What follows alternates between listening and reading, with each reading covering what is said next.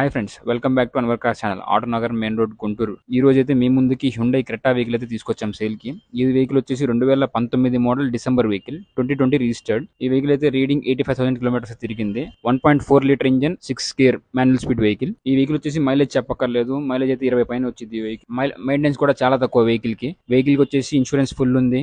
మీకు 4 టైర్లు కొత్తాయి. వెహికల్ కూడా touch screen, reverse camera options ఉన్నాయి వెహికల్ లో. వెహికల్ కూడా మీరు మార్కెట్ లో ఎప్పుడైనా హాట్ వెహికల్, ఎప్పుడు సేల్ చేసినా కూడా డబ్బులు వస్తాయి.